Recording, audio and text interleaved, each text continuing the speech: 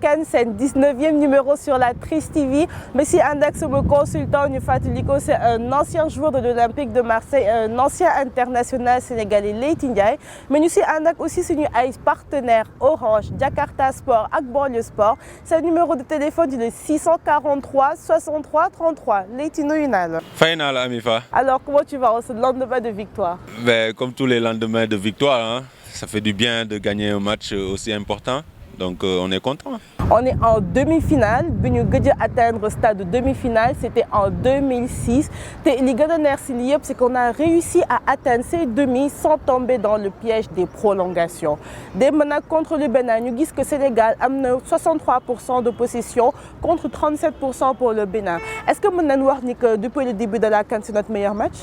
Ouais, on peut dire ça soo xoolee ci statistiques yooyu c'est-à-dire possession bi rek ça veut tout dire après je crois que Sénégal foofu la ñu réussir seen match mooy nekk on a réussi à produire un bon jeu et à alterner des fois quand il fallait allonger et tout on a vu que l'équipe a fait ce qu'il faut et que si entrejeu bi aussi on a vu que joueurs yi voilà la mayonnaise a pris et que complémentarité bi ñu doon xaar si milieu terrain bi entre Pape Alioune et Gana et même CV qui se déplace super bien donc hier on a vu que Sénégal répond présent. En tout cas comme l'aurait dit Lamine Gassama on a de la chance de se retrouver dans le dernier carré ñu déglu ko suñu micro envoyé spécial Abdoulaye Mbaye.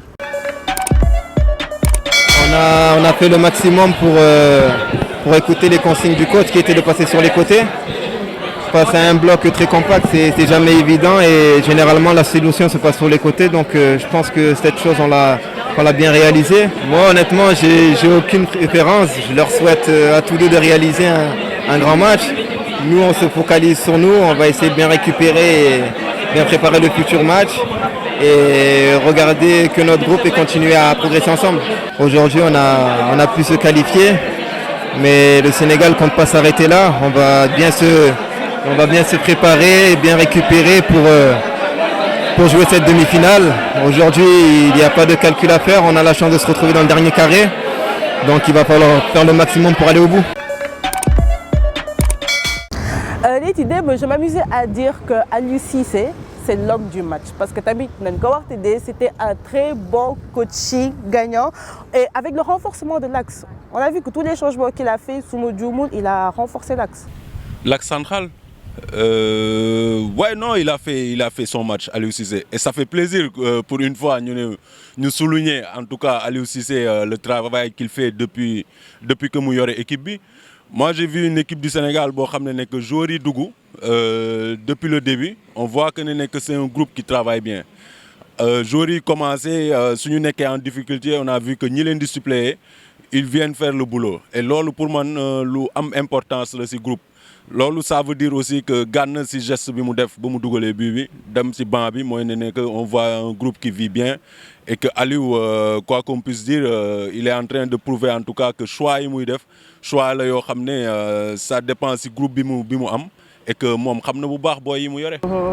souligné nga ko beaucoup de gens justement apprécié nañ fait que Gana bi mu marqué ba pare dem ci banc bi nga gis engouement banc bi nga gis ni que y a beaucoup de joueurs qui n'ont pas encore joué nga gis seen engouement seen patriotisme ça faisait plaisir et toujours en parlant de Gana il a été élu pour la deuxième fois consécutive homme du match.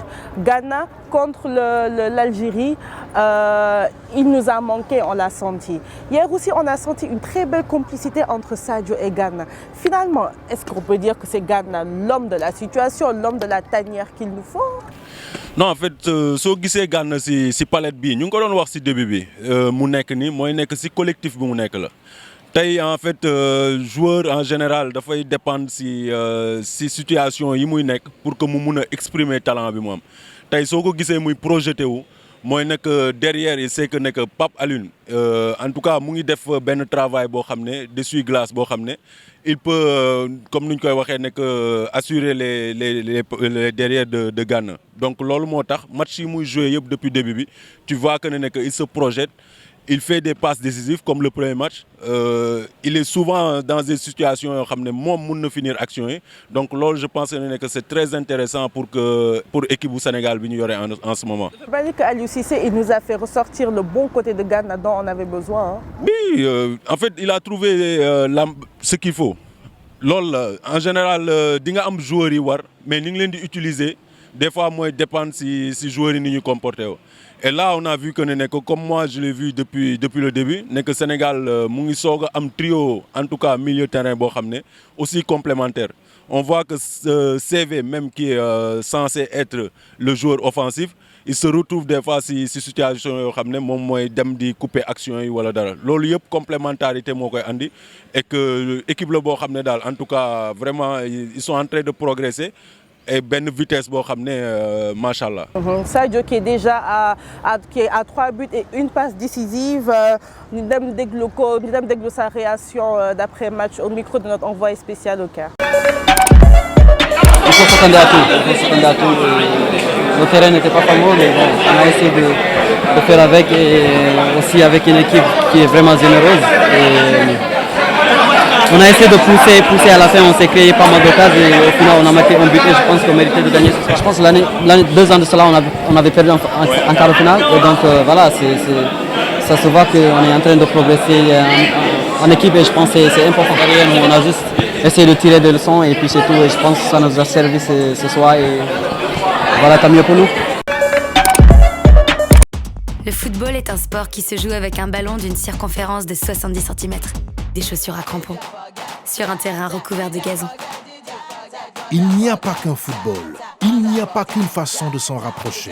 playaat leen match bi ak seen gars yi ak promo Illimix 690 bi Orange indi ci CAN Total Égypte 2019. 30 minutes d'appel tout réseau et 300 MO d'internet. Tous des lions. Orange. Alors, on va parler du changement du coach. Un Mbaye pour un Mbaye. Mbaye Niang dugg, Mbaye Diagne Mbaye Niang génn, Mbaye Diagne dugg. ñëpp ki ko doon laajte man mi chaque fois maa ngi doon wax dama yàkkamti naa Mbaye Diagne dugg bien qu'il n'a pas beaucoup joué. yow loo xalaat déjà ses performances bi comment tu juges sa performance. Mbaye Diagne Mbaye Niang en fait 2 joueurs la yoo xam ne dañu tolloo ci taxawaay mais seen profil bokkul tey Mbaye Niang il est surtout dans le jeu moom gis nañu ne que ci ay déplacements tout le temps il est intelligent il fait jouer l'équipe des fois suñu soxlaa point d'appui moom la ñuy trouver après relais bi dafay am donc c'est un joueur boo xam ne que pour man. Bon, techniquement, il est plus à l'aise que Mbaye Diagne.